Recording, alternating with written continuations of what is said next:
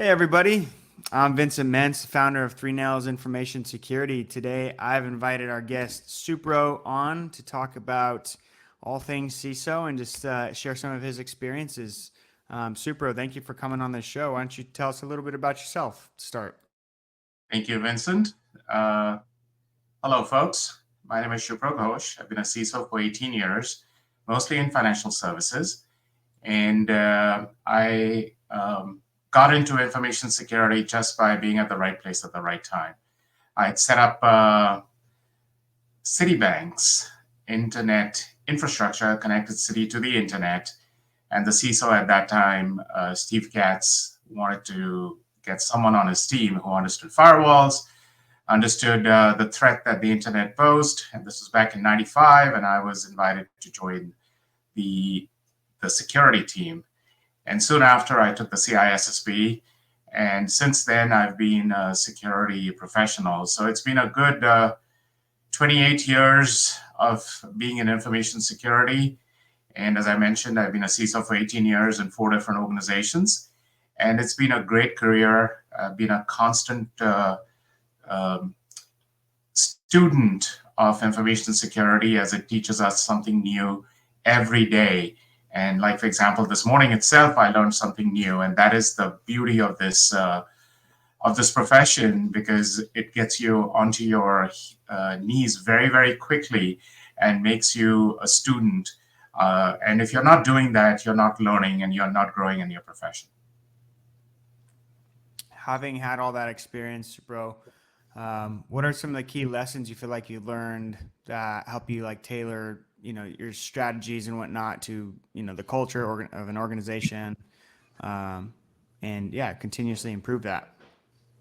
So, as I mentioned, I've been a CISO in 4 different organizations, and though they've been in financial services, they've been very, very different. Each had its own challenges and its own needs. The first one was a regulator and an operator of exchanges. The second one was an investment bank. The third was a quasi regulator, but it ran a nationwide system which had a lot of personal data as well as rap sheets on the participants, because we connected to the FBI. And the last opportunity as a CISO has been in a mid-sized bank. So each of them, though in some of the other related to financial services, has got a very, very different profile, different information, and different workflows. So the first thing you've got to do if you're a CISO, you really got to understand the business. You have to understand the business from the business folks talking to uh, the first, you should be talking to the various managers that are running various departments, and then understand some of the risk and legal implications for talking to the right people for those. And then you have to come up with a security program and tailor it. And one thing you have to do is you have to tailor your program which is integrated with the business risk appetite, their operation model, and their technical stack. For example, at the most recent organization, which was a community bank, I developed a multi-year cybersecurity strategy. I was there for almost 5+ years. And this was a multi-year cybersecurity strategy which was aligned to their corporate goals. So we had traceability to their mission statement and the annual goals. One of the priorities was moving to the cloud. And of course, being a financial services organization, the regulatory framework is very, very important. So we had to comply with the FFIEC and SOX 404. It's a public company. So we implemented, going to the cloud. Naturally, you've got to start implementing certain controls like CASB and CSPM. And these days, no cyber insurer is going to insure you if you don't have advanced endpoint security. And that is something we had to deploy very quickly about 3-4 years ago, especially as you know, EDR is very, very important for ransomware defense. So understanding the culture is critical.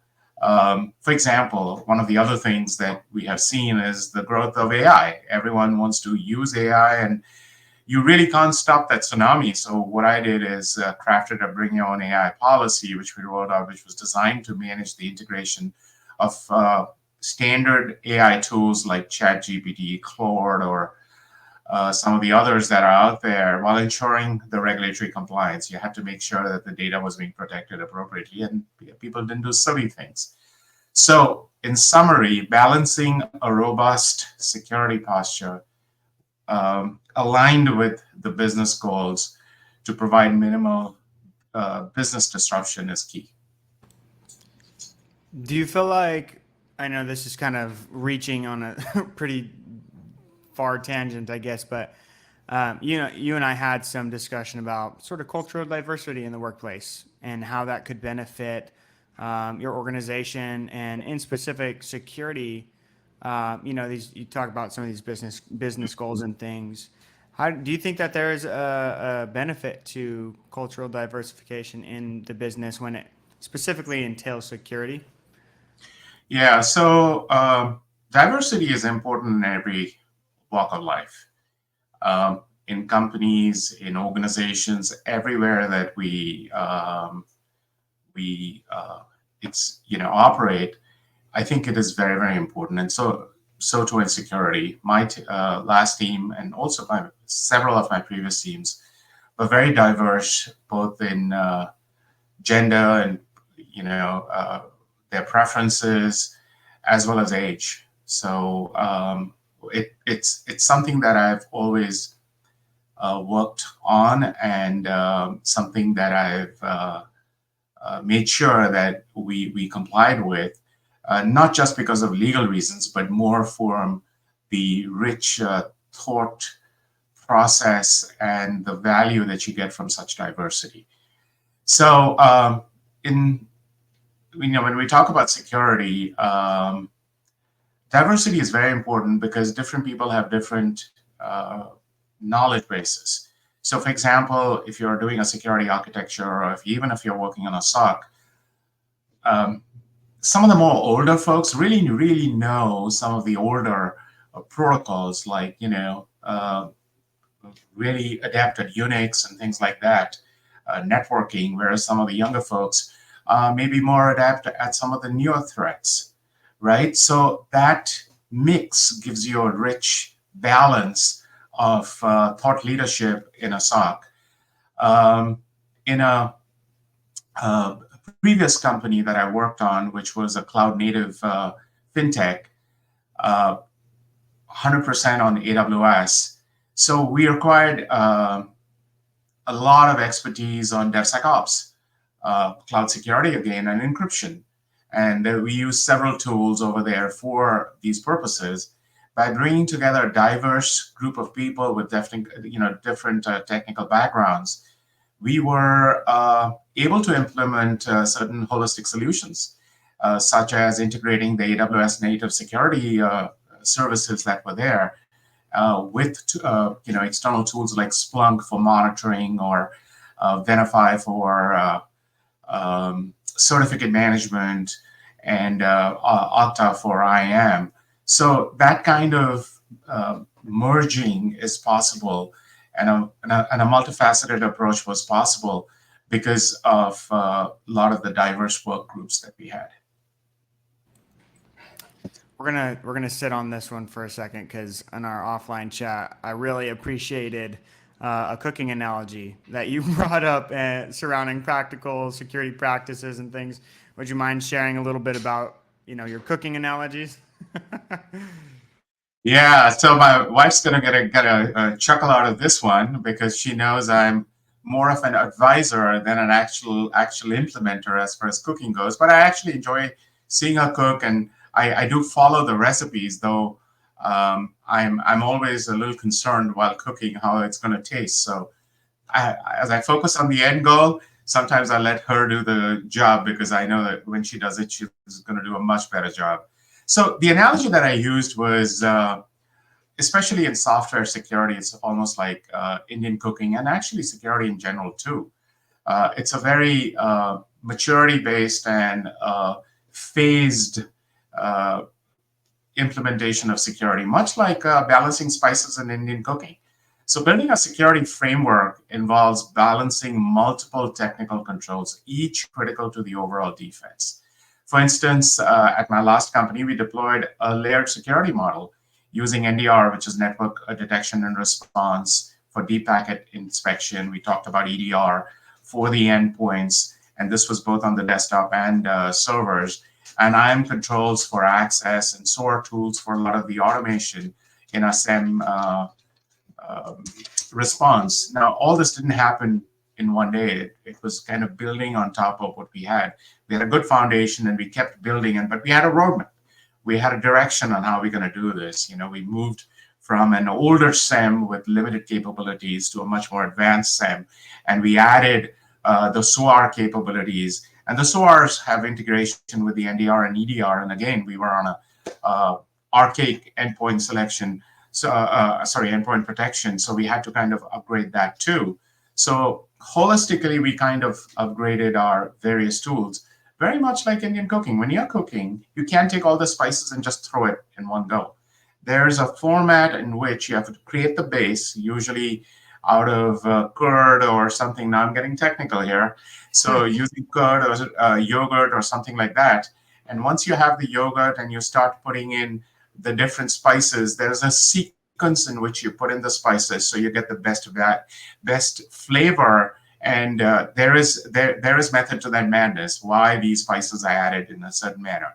So the art, similar to Indian cooking in security, is the art is in balancing these controls to protect against the threat without impacting the system performance, much like managing the heat that you got on a dish that you're cooking. You can sometimes, for certain things, you're going to ramp the heat up a bit, and sometimes you're going to bring it down. So timing and customization of the security processes to specific environments are essential, as is the need for continuous adjustment based on emerging threat. Very much in cooking too, you've got to kind of balance things. If you see that, hey, I think I put in too much of a spice, put a little more yogurt to balance it out. So I'm almost thinking of starting a series on Indian cooking and security at some point. I hold that back to that. Strongly encourage that. I was just going to ask you if you've ever considered writing a book, because I feel like there's so many different avenues you could kind of take that. It's very relatable. I love that. You had brought up some AI. I kind of want to chat about that a little bit and some of the functions it can provide to businesses. How have you sort of leveraged AI historically in your security programs, or have you? Obviously, I see most primarily in EDRs, for heuristic detection and things like that. But I'm curious if you've used it at all in your security program. Yeah, so AI is everywhere now, right? Ever since ChatGPT came out, it's kind of it's showtime for AI. Luckily, we got onto the AI bandwagon a little early. One of our MDRs was developing. It was more ML than AI at that time. It had actually developed a product and needed customers to test drive that product, because as you know, with AI, the more the data, the better the product, better the learning. So they need data, and there's so much synthetic data you can produce. So I was on their advisory board, and this was almost, I would say, 6 years ago. And they reached out to me, and they asked me whether we would like to be participants. And of course, we worked on the legal part of it, make sure that our data was not getting disclosed or being released into the open. But what they did is they started working on our data as well as data from several others, and got these models in place. Really helped in automation of ticket closures. So what they were trying to do as an MDR, they got a lot of tickets, and there was a huge ROI if you were able to close the tickets without a human being involved. Now, again, you kind of false positives over there. You can't go close tickets if you know that that's actually a threat. So the learning and the assurance of using AI to close the ticket was very, very important. But I think AI is a game changer, right? And I'm not going to talk about The offensive part of it, I'm going to talk about it from the defense part of it, because that's where what we're going to see. We're going to be aware of what the offensive folks are doing, because that's the threat or the evolving threat. But let's talk about wearing a hat of a defender. So AI and automation, as I mentioned, has been a game changer for things like vulnerability management and threat detection. Um, as I just mentioned in my last role, we integrated our SOAR tools to automate incident response, to close a lot more tickets, to automate actions that a human would be doing. Um, and some of these AI powered tools that are out there, especially for vulnerability scanning, allow for continuous monitoring of our cloud assets. We've been using mostly on our cloud assets, monitors, tells us.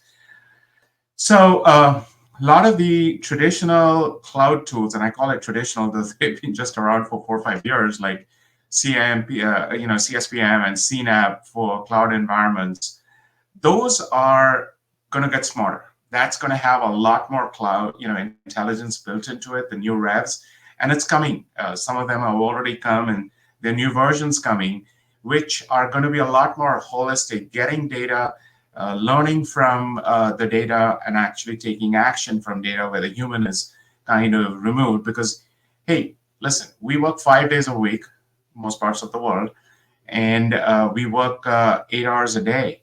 The threat is continuous, 7 days, 24/7.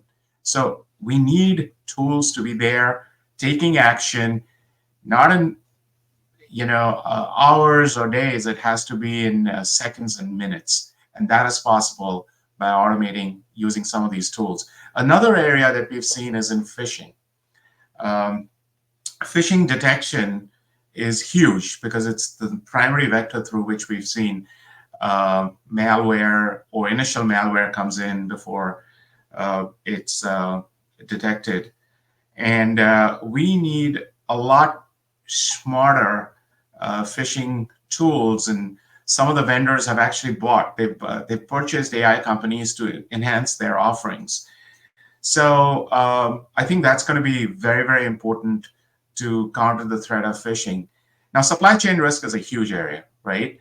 And that's where we think that there's a huge potential for a lot of decision making being done on third-party products and tools. Things that were taking us weeks or multiple weeks could be enabled by taking the thought process in actually vetting a vendor. So when you have a vendor coming in and that a business user is bringing in, so we look for their SOC 1s, their SOC 2s, their ISO 27001s, their pen test reports, and any other. Some of them have the CSA, CAIQ, or the SIG reports. So we look at all this data and we munch through the data, and there are certain questions that we need answers to, which is part of our third-party evaluation.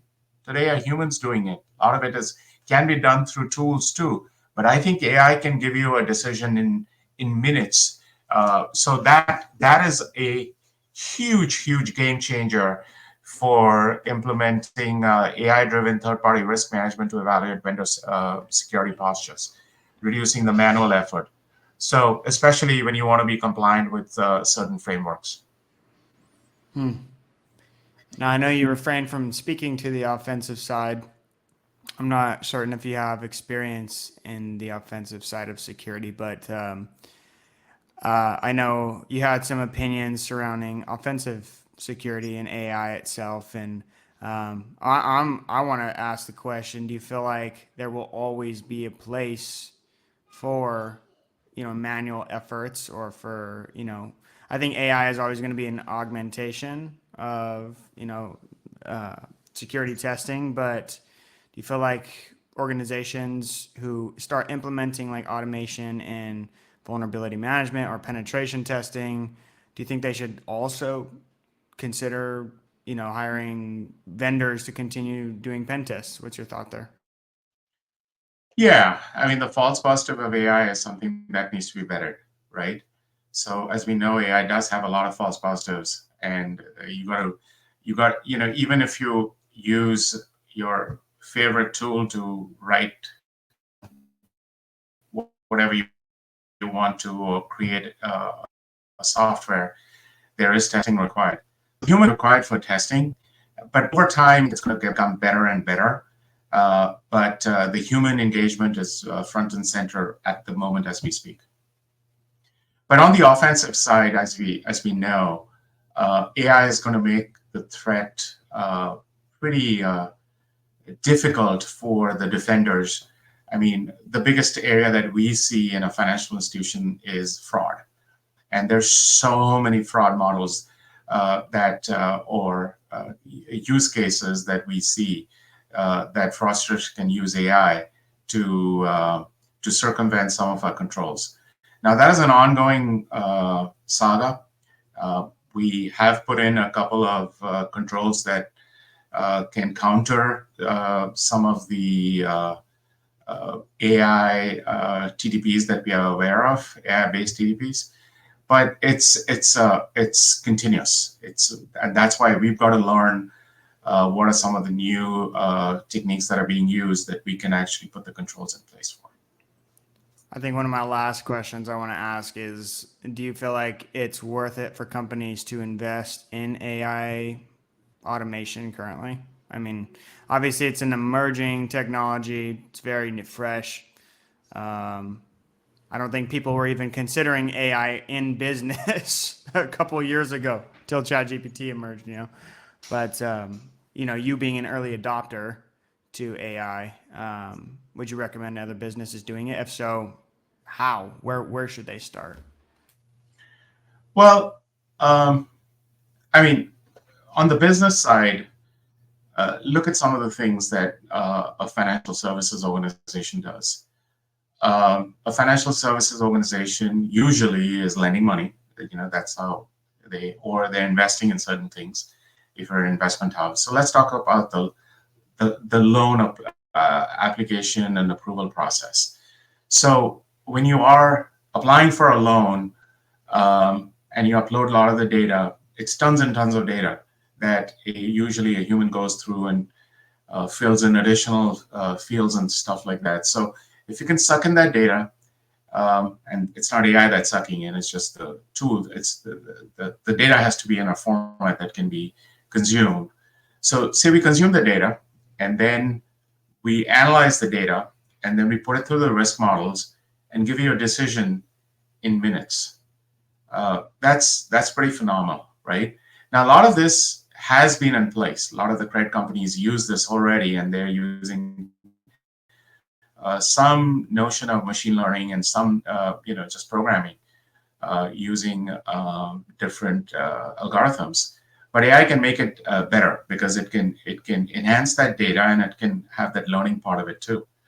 So in my organization that I've worked in, we can see AI being used on the loan review, the loan approval, and the loan management process extensively. Same thing can be used on the risk side. So we use something called the CISO models, current expectancy of losses, credit losses. So those use certain data that's used for bank stress test or for financial services stress test. Again, data is important. You can create better risk models, and using those models, and the models can be enhanced. Today, humans are enhancing the models. We can have AI upgrading and learning from the data to enhance the models, and that'll give you a better indicator of risk. Now, the regulators have to come up to speed on some of this thing and understand what we're doing, and it's just a matter of time. I think a lot of the bigger firms are already playing around a lot with the risk side, the fraud side, and the overall business process side. I can see a lot of benefit on the business process side when you are, asking for certain things through email or through, we were using RPA a lot, right? Robotic process automation. So think about using robotic process automation with a lot more thought and brains behind, or the intelligence behind it. I think it's very, very powerful. Okay, I have one more question. How do you think, coming from a CISO could kind of get the buy-in of non-technical stakeholders to invest in a technology like AI? It just seems like such an uncharted territory. There's, the people doing it now are sort of trailblazing a little bit. What's sort of your pitch to stakeholders to do so? Well, this is a little bit of table stakes, right? As a CISO, one of the biggest audiences that you deal with is your board. And mostly board is comprised of business folks, accounting folks, risk folks, uh, and they really don't understand the technical part of it. Or, I mean, they have a very fine appreciation of what the cyber risk is. The NSCD's done a wonderful job of making the cyber risk aware to them, and they keep on updating the NSCD cyber risk guidance annually. But the point is, taking some of that and bringing it to the company in question is very, very important, and they need to see some kind of metrics. So one of the things that I've seen is when communicating cybersecurity risk to non-technical stakeholders, technical data has to be uh, represented as risk metrics that align with the business objective. That's very, very important, and it's crucial. Visual dashboards, or these days, one of the things that a lot of organizations are moving to, and most recently at a conference I learned, the Forrester analyst mentioned almost 26% of the Global 500 have actually started using quantitative information security risk metrics like, it's called the cyber risk quantification. So using things like the FAIR model or the Octave model or the ISACA has a risk model. These are all risk models for information security, which helps you quantify risk in quantitative terms and not qualitative terms. So moving away from the traditional heat maps to actually data that you can talk to a board member and have a conversation like if they invest 1 million, this much of risk is reduced, and if they invest 2 million, this amount of risk is reduced. If it's 1 million over 1 year, then this amount of risk can be reduced in a year. If it's 1 million over 6 months, the risk reduces this much. So actually doing it in data terms, I think we are at that juncture, which is going to be very, very important because everything is a business decision, right? So to really quantify the risk to these vulnerabilities, to the financial impact to their organization, makes the risk more relatable. And as I mentioned, a lot of the frameworks are very, very adept at doing this. The other item is overall metrics of the organization is important. It's like driving your car. There are certain things on your dashboard that you would like to see, and you would like to see either on the green or within the green area. The minute it kind of hits the amber or the red on your dashboard, those should be matters of concern. So having dashboards with key metrics is very, very important. Thank you. Thank you for your insight. That was really, really helpful. I get CISOs asking me, my opinion on AI fairly often, and so it's great to hear somebody with firsthand experience, early adopter of it, sort of speak to those arenas. Yeah, thank you for sharing, Supro. I just want to thank you for coming on the podcast as well. Seriously, taking the time and whatnot. If anybody wants to reach out to you, obviously we have your name tagged in the description of the post here. Is it okay for people to kind of contact you there if they have any questions? Absolutely. And I have a CISO advisory practice, and I'm happy to work with them in helping them developing their program and also reviewing their program through assessments. Wonderful. Thanks, everybody. Please reach out to Supro if you have any questions. And thank you for joining the podcast today. We will see you in the next Thank you, one. Thanks, Vincent, for Supro. this opportunity. You have a nice day. You too.